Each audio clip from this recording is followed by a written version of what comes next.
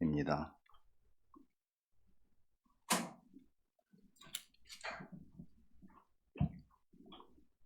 시편 121편. 교독하겠습니다. 제가 표제를 읽고 1절을 읽고 여러분이 2절을 읽으시고 마지막 절은 같이 읽겠습니다. 성전에 올라가는 노래. 내가 산을 향하여 눈을 들리라. 나의 도움이 어디서 올까? 천지를 지으신 여호와에게서로다. 여호와께서 너를 실족하지 아니하게 하시며 너를 지키시는 이가 졸지 아니하시리로다. 이스라엘을 지키시는 이는 졸지도 아니하시고 주무시지도 아니하시리로다. 여호와는 너를 지키시는 이시라. 여호와께서 내 오른쪽에서 내 그늘이 되시나니 낮에 해가 너를 상하지 아니하며 밤의 달도 너를 해치지 아니하리로다. 여호와께서 너를 지켜 모든 환난을 면하게 하시며 또 내 영혼을 지키시리로다. 여호와께서 너의 출입을 지금부터 영원까지 지키시리로다. 아멘. 성전에 올라가는 노래 120편부터 15편의 시편 134편까지요. 이게 이제 이 구약의 이스라엘 백성들이 유월절 그리고 오순절, 초막절 세 절기에는 예루살렘으로 이제 예배하러 갔다는 것이죠. 그래서 예루살렘으로 성전으로 순례 여행을 갈 때 그들이 불렀던 노래라고 일반적으로 이해를 합니다. 근데 우리는 성전이 없잖아요. 여긴 성전이 아니잖아요. 그러니까 성전이 없는데 그럼 우리는 이 말씀을 읽을 때 이거를 하나님의 임재 속으로 들어가는 또는 우리의 철로 역정에 하늘의 성소를 향해서 가는 그런 개념으로 이 말씀을 읽으면 좋죠. 사실은 이게 이제 그냥 읽는다보다는 시편은 여러분들이 알다시피 기도입니다. 그러니까 이 시편으로 우리는 우리의 인생의 여정을 가면서 기도할 수 있는 거죠. 지난번에 120편에서 이게 시작을 했어요. 성전에 올라가는 노래가. 근데 120편에서는 속이는 혀, 거짓된 입술 이런 것들이 나오잖아요. 그러니까 이 믿을 수 없는 이 참 참담한 이런 세상 속에서 속이고 다투고 싸우는 이런 세상 속에서 탄식을 하는 시인이 이제 지상에서 하나님의 임재가 있는 곳 어디예요? 예루살렘이죠. 그리고 예루살렘을 향해서 이제 출발을 한다. 이런 개념으로 이제 121편을 읽으시면 될 것 같아요. 우리는 어떤 면에서 순례를 시작한 사람들이잖아요. 이런 말 하거든요. 그리스도인의 정체성은 관광객이 아니고 순례자다. 굉장히 다른 개념이죠. 관광객은 여기저기 막 사진 찍으면서 이거 지나가면 사진밖에 남는 게 없어 그러면서 막 사진 찍고 좋은 데 보고 막 그러잖아요. 근데 사실은 우리에게는 지금 이 순간을 즐기는 것보다 지금 우리에게는 목적지를 향해서 가야 하는 그 목적지에서의 즐거움과 영광을 생각하는 것이죠. 18세기에 영국의 성공회 목사였던 윌리엄 로메인이라고 하는 분이 있어요. 유명한 분은 굉장히 유명한 분인데 우리한테는 안 유명한 거죠. 근데 로메인이 그 채소 이름하고 비슷해가지고 똑같아요. 스펠이 똑같아요. 로메인을 찾으면 채소가 나와요. 근데 윌리엄 로메인은 20편을 매일 읽었대요. 이분이 굉장히 많은 책을 쓴 분이에요. 다작을 한 분이에요. 근데 매일 20편을 읽었대요. 그 왜 읽었는지는 설명이 없어요. 근데 이제 제가 생각해 보건데 자신의 인생길에서 이 말씀으로 자기가 힘을 얻고 이 말씀으로 하나님이 나를 지키신다는 확신을 얻지 않으면 갈 수가 없지 않았을까 그런 생각을 합니다. 그리고 실제로 데이비드 리빙스턴, 우리가 아는 아프리카의 선교사이기도 하고 탐험가이기도 했던 이분은 1840년에 아프리카로 떠나기 전에 이제 아버지와 누이와 함께 예배를 드려요. 근데 이때 이 말씀을 읽습니다. 생각해 보세요. 성경을 아주 잘 아는 사람이에요. 근데 아들이 또 남동생이 선교사로 나가요. 그러면 성경의 어떤 부분을 읽고 싶을까요? 이 부분이죠. 나중에 리빙스턴이 아프리카에 있을 때 그의 장모인 미세스 모펫이라고 하는 분이 편지를 쓰는데 거기서도 이렇게 얘기를 해요. 내가 자네를 생각할 때마다 기도할 때마다 나는 이 시편 121편으로 기도하고 있네. 그러니까 가만히 생각해 보면 역사 속에서 이 시편은 유럽에는 전쟁이 2번 있었잖아요. 큰 전쟁이 있었잖아요. 20세기에.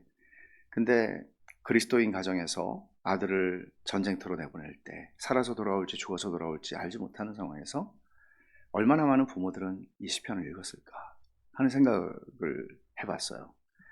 그리고 사랑하는 사람이 먼 길을 떠나야 할 때도 아마 이 시편을 그리스도인들이라면 읽었을 것 같습니다.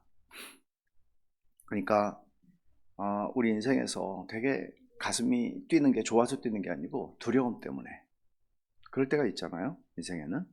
그럴 때 그리고 또 삶이 무너지는 것처럼 내가 그런 연약함에 내가 사로잡힐 때도 있잖아요. 그럴 때 이 시편처럼 좋은 게 없는 것 같아요. 유진 피터스는 성전에 올라가는 노래인 이 시편 120편부터 134편까지 이 15개의 시편을 묵상한 묵상집을 냈는데 우리말로는 한길 가는 순례자라고 의역이 되어 있는데요. 원래의 제목이 굉장히 인상 깊어요. 이게 뭔가 하면 Long Obedience in the Same Direction. 그러니까 같은 방향으로 오래도록 순종하기. 이렇게 말할 수 있겠죠. 같은 방향으로의 아주 긴 복종이에요. 그러니까 한 번 하고 마는 복종이 아니고 같은 방향으로 가는 이 길로 가는 또 순종하고 또 순종하고 또 순종하고 long obedience예요. 그러니까 그냥 한순간을 하면 끝나는 한 번에 그냥 간단한 순종이 아니고 아주 길게 순종해야 하는 여정. 근데 그는 20주년, 이 책 출판 20주년 기념판 서문에 이렇게 말을 해요. 굉장히 인상적인데 나는 예수님을 따른다는 것이 기도 생활 없이는 결코 길고 긴 순종으로 이어질 수 없다는 것과 본서의 골자인, 이 책의 골자인 15편의 성전으로 올라가는 노래가 언제나 그리스도인들이 장기간에 걸쳐 그들의 모든 삶을 기도로 옮기고 또 그들이 기도한 그대로 살기를 배울 수 있는 중요한 방편이 되었음을 깨달았다. 저는 이렇게 얘기를 해요. 그러니까 첫째, 이 긴 여정, 주님을 따라가는 긴 여정은 순종하고 가는 여정인데 기도 생활이 없이는 도저히 이건 할 수가 없는 거다. 동의하죠? 우리가 기도를 하건 안 하건 동의하죠. 기도를 하건 안 하건 동의해요. 이게 동의가 안 되면 끝나고 상담을 좀 받아요. 근데 이 15편의 시가 특별하다는 거예요.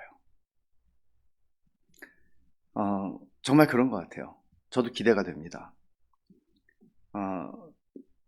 여러분들은 여기 오늘 시편 굉장히 유명한 거예요. 시편 23편 다음으로 유명한 게 이 시편이라는 거 아세요? 네, 굉장히 유명한 시편이에요. 근데 여러분들은 이 시편을 어디다 쓰세요? 여러분의 기도에 쓰세요? 이 기도에 쓰라고 주신 말씀이에요. 이거는 기도에 쓰라고 주신 말씀이에요. 시편에는 제가 종종 말하지만 인간이 이 세상을 살면서 경험할 수 있는 모든 경험으로부터 외칠 수 있는 모든 감정의 외침이 다 있어요. 외로움 속에서, 탄식 속에서, 압박받는 순간에, 모든 순간에 하나님께 외치는 외침도 있는데 우리가 하나님께 드릴 수 있는 최고의 기도, 이 순례의 여정을 걸어가면서 순례자로서 그게 15편의 시예요. 120편부터 134편. 불확실성이 가득한 세상에서 살아가는 우리 인생이 흔들릴 때는 수도 없이 많아요. 헤아릴 수가 없어요. 하나님의 긍휼을 의심하는 순간들이 너무나 많아요. 흔들리는 거죠. 근데 우리의 인생은 흔들리는데 하나님의 도우심은 흔들리질 않아요. 하나님의 도우심, 그 덕분에 저는 여기에 있어요. 그건 분명해요. 그 덕분에 여기에 있는 거예요. 121편에서 가장 많이 반복되는 단어가 뭔지 여러분 캐치하셨나요? 조금 아까 읽으실 때? 지키다예요. 샤마르라고 하는 단어인데 지키다. 3절, 4절, 5절에서 한 번씩, 7절에서는 2번, 8절에서 한 번, 6번 나와요. 그러니까 121편에 이 반복되는 6번 나오는 이 지키다라는 단어를 통해서 121편의 주요 테마가 정해지는 거예요. 그건 하나님이 지키신다는 거예요. 당신의 신실한 자들을 지키시고 보호하신다. 자, 유진 피터슨을 또 한 번 좀 인용을 해야 되겠는데 그는 이런 말 합니다. 그리스도인의 길에 들어선 많은 사람들이 그들이 만나는 뜻밖의 곤경들 때문에 놀란다. 돌연 현실에 눈을 뜨게 되면서 도와줄 손길을 찾아 사방을 둘러본다. 내가 산을 향하여 눈을 들리라. 나의 도움이 어디서 올꼬? 이때 우리에게 다가와 그릇된 길로 행하고 있으며 엉뚱한 곳에서 도움을 찾고 있음을 알려주는 이웃이 있다. 바로 시편 121편이다. 이는 하나님은 제쳐둔 채 먼 산만 바라보며 고통에 대한 해결책을 찾아 멀고도 구불구불한 우회로를 도는 우리의 현 주소를 일러준다. 딴 데 보지 말고 하나님 보라고 우리에게 얘기해 준다는 거예요. 옛날에 신실한 이스라엘 백성들이 1년에 3번 성전을 방문할 때 여러분 그거 쉬웠겠어요? 1년에 3번, 우리 1년에 2번 명절, 설날하고 추석하고 뭐라고 뭐 맨날 교통지옥이라고 그러고, 옛날에 이 자동차 길 별로 없었을 때, 옛날에 기차 타고 많이 다닐 때는 허가한 날 서울역에서 압사가 맨날 신문에 나오는 거잖아요. 명절에 짐 가지고 가다가 그런 일 얼마나 많았어요. 구약시대 기원전 이 사람들이 재물을 가지고 심지어 이게 보통 일이었을까 싶어요. 아이 그리고 무슨 뭐 길이 뻥뻥 뚫려 있나요? 기원전이에요. 생각해 보세요. 100년 전만 해도 우리나라에서 어디를 가겠어요? 걸어서.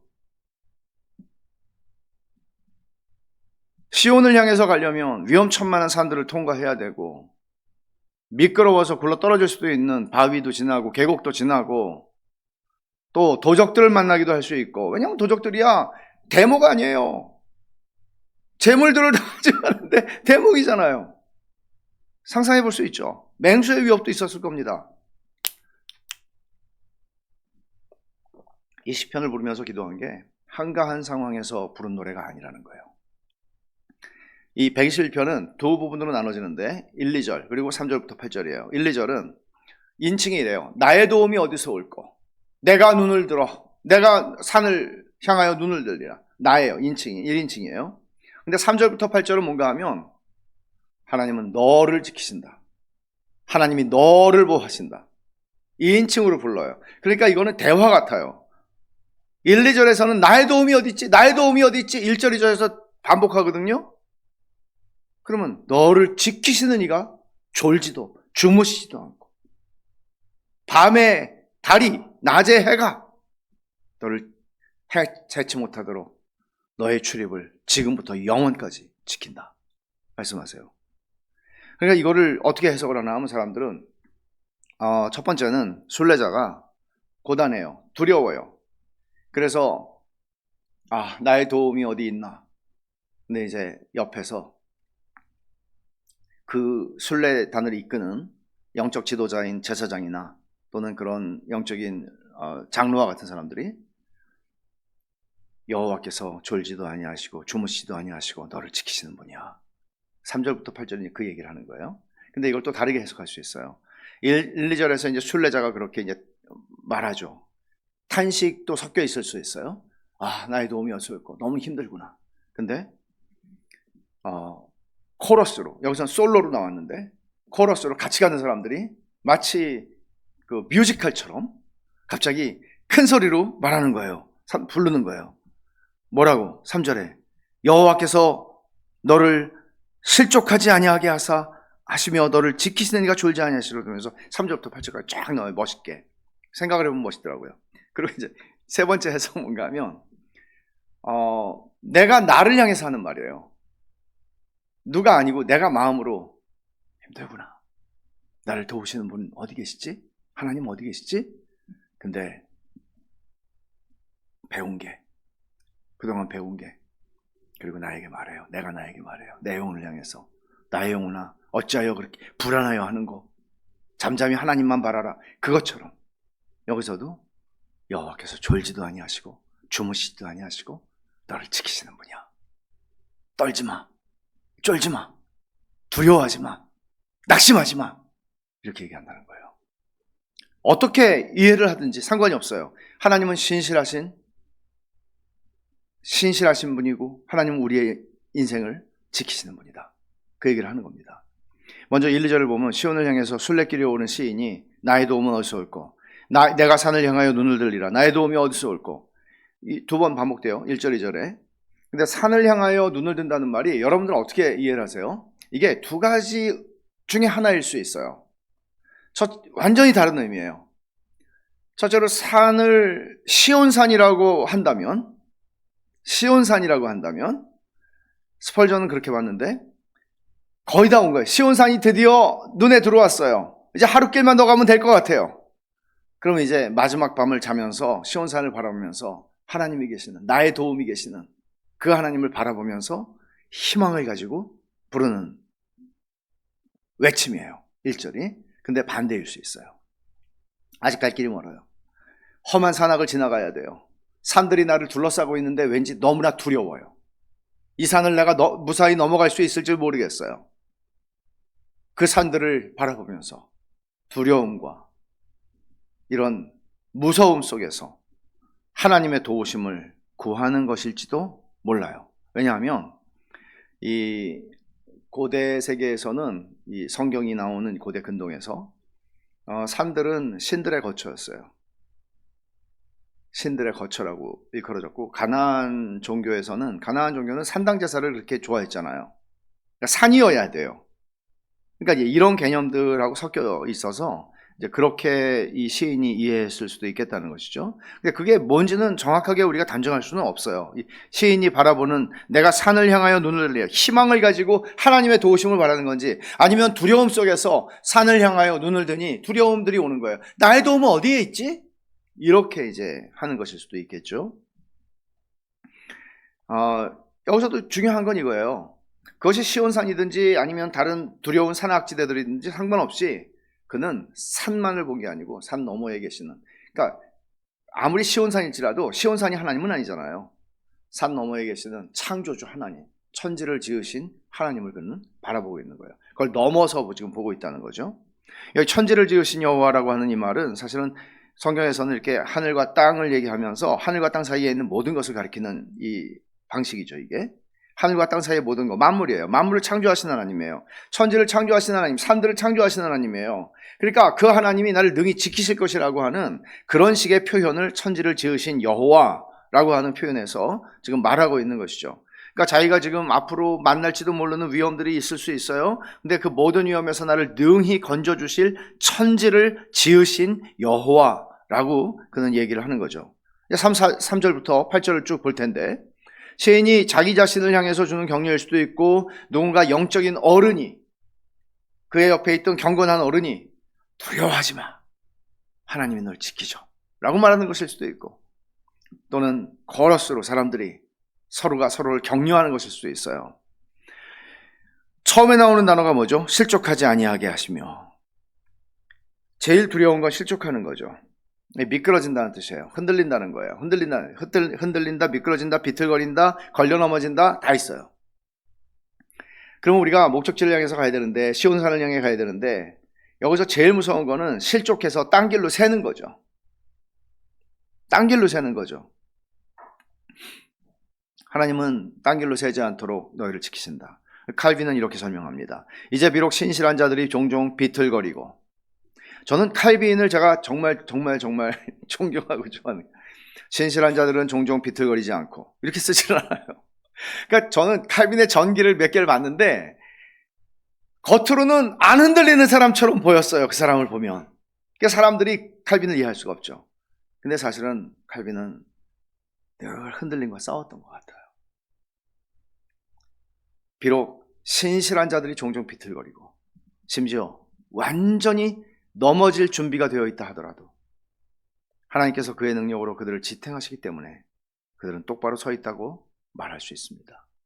그리고 매 순간 우리를 위협하는 많은 위험들 가운데서 모든 불안과 두려움을 없애는 것이 우리에게는 어렵기 때문에 선지자는, 칼빈은 이 선지자가 썼다고, 선지자라고, 왜냐하면 성경을 썼으니까, 선지자는, 시인은 동시에 하나님께서 우리의 안전을 위해 끊임없이 지켜보고 계신다고 증언합니다. 우리 스스로는 두려움과 불안을 없앨 수 없는데, 어려운 일인데 하나님께서 지켜보고 계셔. 근데 이 말을 한번 우리가 쭉 한번 이해를 해보자고요.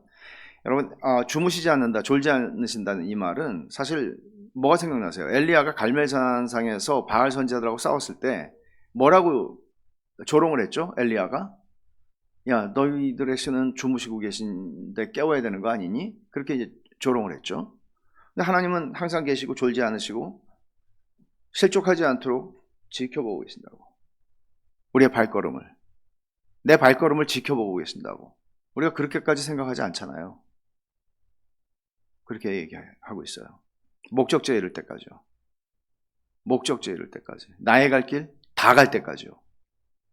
예, 그래서 4절에서 하나님의 지키심의 대상이 단순히 너를 지키시는 자 확장이 돼요. 4절 한번 보세요.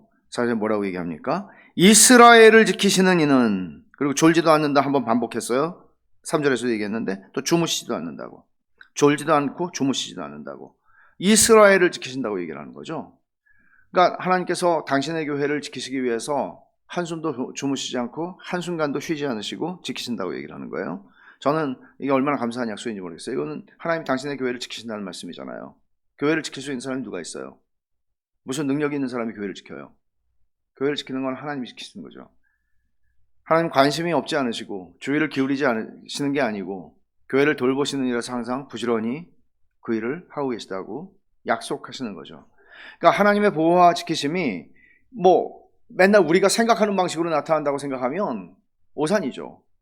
하나님은 예기치 못한 방식으로, 우리가 상상할 수 없었던 방식으로 나타나신단 말이에요.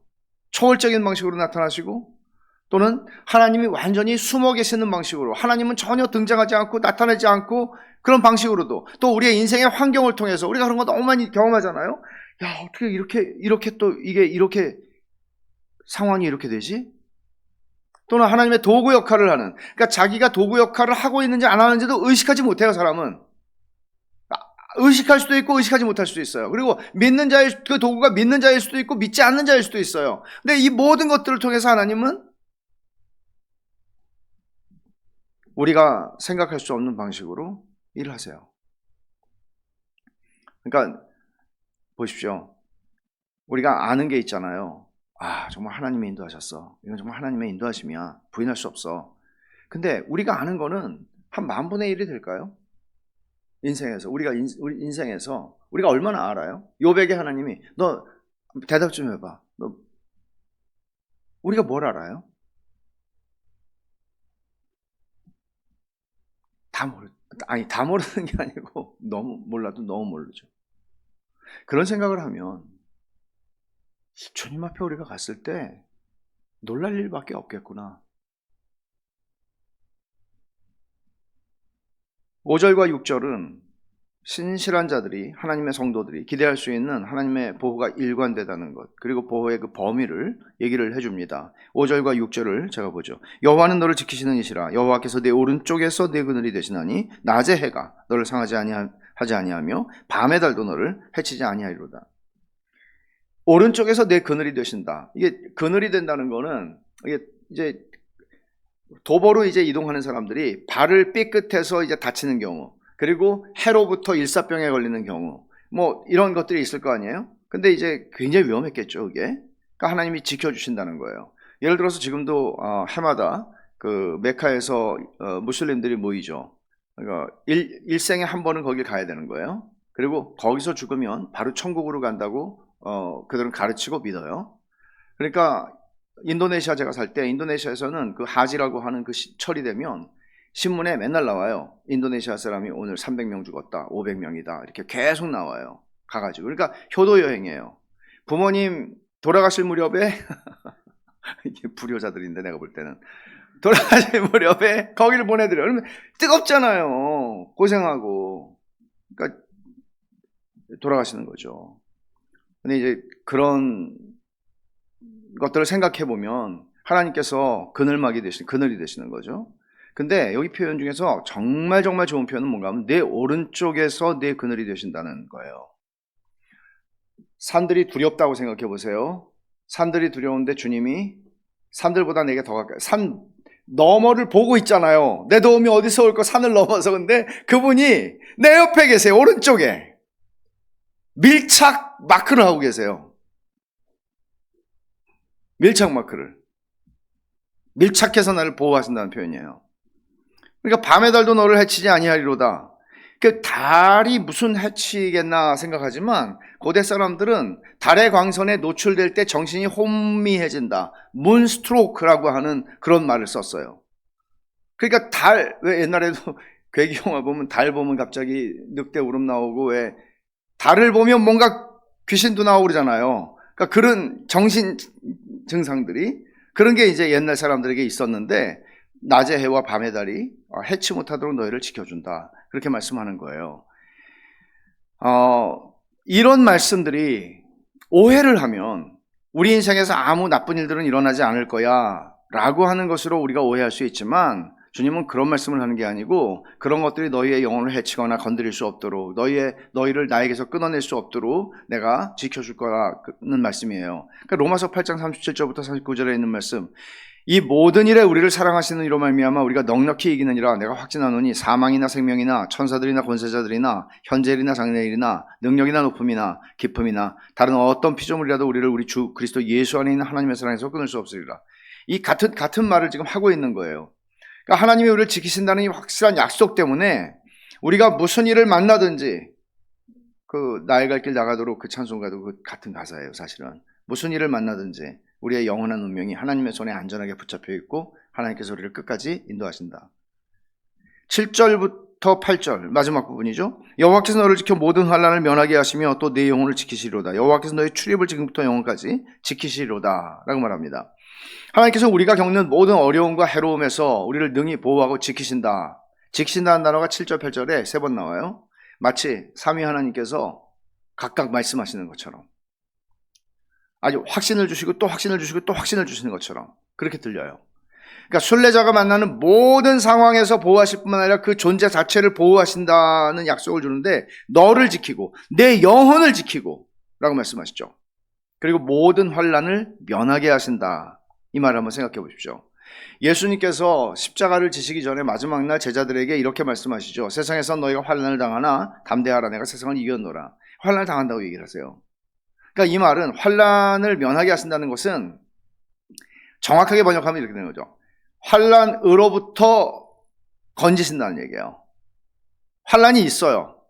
거기서 건지신다는 얘기예요. 거기서 우리가 환난에 삼켜움을 당하지 않는다, 그런 말씀이에요.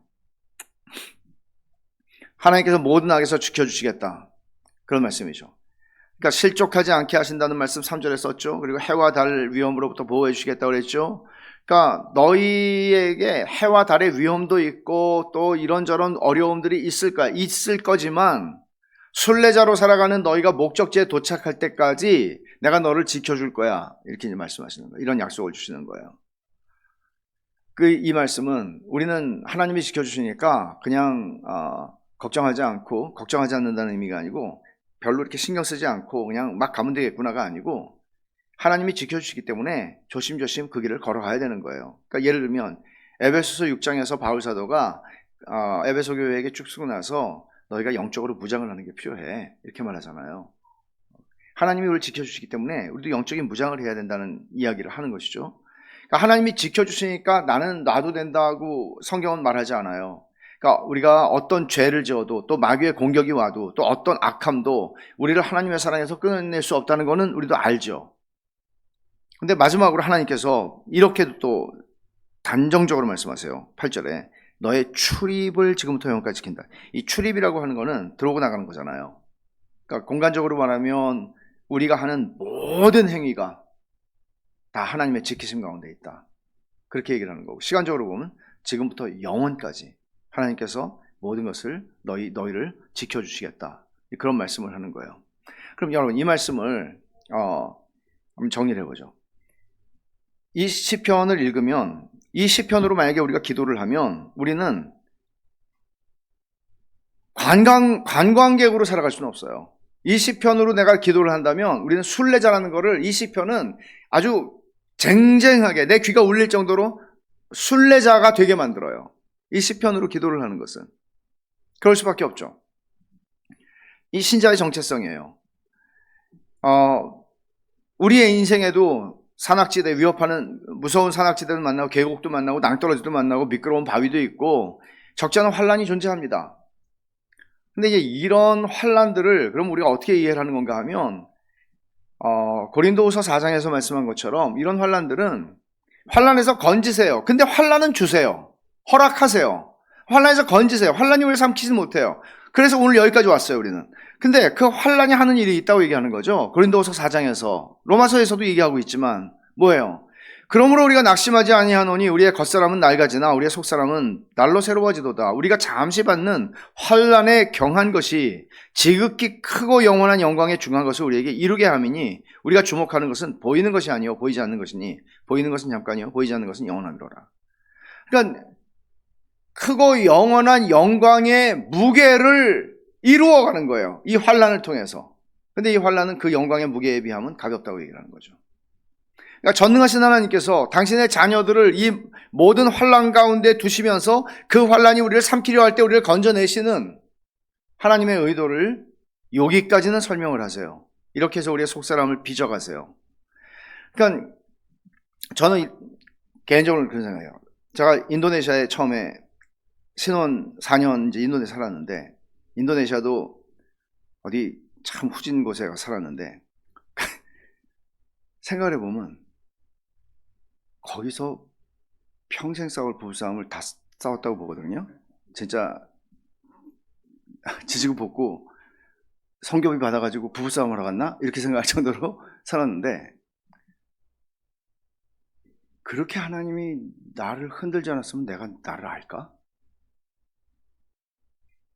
그러니까 평안하게 이렇게 있었으면 몰랐을 것 같거든요. 근데 사람마다 다 그냥 다르지만 저는 그런 면에서 너무 감사하죠. 뭐 환란이라고 말할 것도 없어요. 그거는 환란도 아니에요. 근데 너무 깃털 같은 환란이라 말할 수도 없어요. 그거는. 근데 그것도 일을 해요. 그것도 일을 해요. 여러분 한번 생각해 보세요. 그리스도인이라고 해서 비신자들이 겪는 어려움을 겪지 않는다? 말도 안 되죠. 그러면 우리는 세상에서 그리스도인이기 때문에 일반 사람들이 달리는 도로를 벗어나서 우린 다른 길로 가나요? 똑같은 길로 다닙니다. 똑같은 상점에 들어가서 물건 사고요. 똑같은 스트레스 받으면서 살고요. 죽으면 똑같이 흙에 묻힙니다. 별로 다른 게 없어요. 근데 그리스도인은 다르게 살아갈 수 있다고 얘기를 하는 거죠. 하나님이 나를 지켜주신다는 사실을 아니까. 하나님이 나를 아주 유난히 걱정이 많은 사람들도 있잖아요. 그래서 핵폭탄이 터질까봐 미국에 사막 가서 사는 사람들 있거든요. 진짜로. 걱정이 많은 사람들이잖아요. 근데 사람마다 다르지만 걱정이 많은 사람들이 있는데, 걱정이 많지 않더라도 이런 그 개연성이라는 게 있기 때문에 우리 삶에는 그런 두려움들이 있죠. 근데 그리스도인들은 하나님께서 나를 지켜주신다는 사실을 안다는 것은 어떤 의미가 있을까요, 여러분? 환란을 만나지만 그 환란에 잡아먹힐 것 같다고 느끼는 순간도 있지만, 이 환란에서 건져내시고 내용을 지키시겠다고 약속하시는 하나님에 대해서 우리는 거의 붙잡을 힘조차도 없지만 정말 실 같은 가녀린 그런 신뢰를 가지고 하나님을 붙잡습니다. 약속을 붙잡습니다. 그리고 환란이 결국 이루어낼 영원하고도 크고도 영원한, 지극히 크고 영원한이라고 그랬죠. 고린도서에서 지극히 크고 영원한 영광을 그냥 신락 같은 희망으로 그걸 바라보는 그 믿음이에요. 간신히. 근데 여러분 기억하세요. 이 시편에서 말하는 거는 이런 거예요. 우리를 향하신 하나님의 관심과 우리를 향하신 하나님의 애정과 우리를 향하신 하나님의 그 지대한 하나님의 마음은 우리가 늘상 느끼는 우리의 영적 체온에 따라서 올라가고 내려가지 않아요. 어떤 때 우리는 무지하게 뜨거워요. 하나님을 위해서 죽을 것 같아요. 죽어도 행복할 것 같아요. 어떤 때는 하나님에 대해서 냉담할 때가 있어요. 우리 인생에서는. 근데 놀라운 건 우리가 가지고 있는 그런 영적 체온에 따라서 하나님이 우리를 지키신다는, 하나님이 우리를 향해서 가지고 계시는 그 지대한 마음은, 어마어마한 사랑과 애정은 우리가 느끼는 영적 체온과 상관없이 언제나 동일하세요. 17세기의 영국 목사인 토마스 풀러는 이렇게 말합니다. 괴로운 양심이 번민할 때는 언제나 그대의 영혼을 한결같이 지키시는 은혜로우신 하나님을 바라보라. 그대가 의지할 것은 그대의 믿음이 아니라 하나님의 신실하심이다. 그대의 무가치함이라는 깊은 골짜기를 보지 말고 언제나 눈을 들어 그대의 도움이 오는 산을 바라보라. 이렇게 우리는 세월이 지나갈수록 점점 더 알아갑니다. 고난을 내가 크게 두려워하지도 않아도 괜찮겠구나 하는 걸 조금씩 알아갑니다. 스펄전의 말이죠.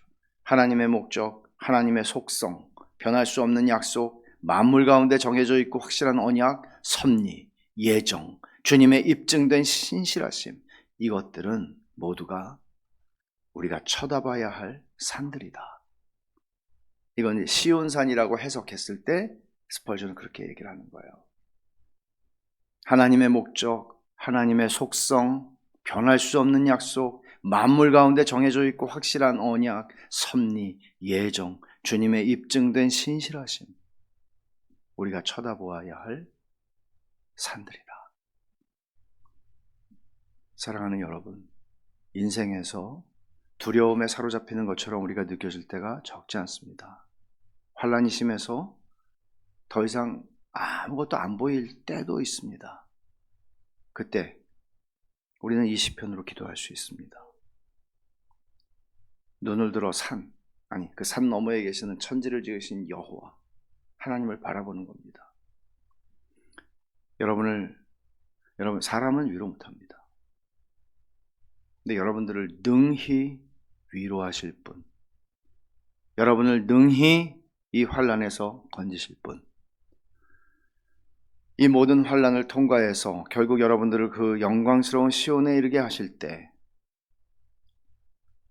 돌아보면 그 모든 지나온 환난이 얼마나 놀라운 하나님의 선하심이었는지를 능히 고백하게 하실 수 있는 분, 하나님밖에 없습니다.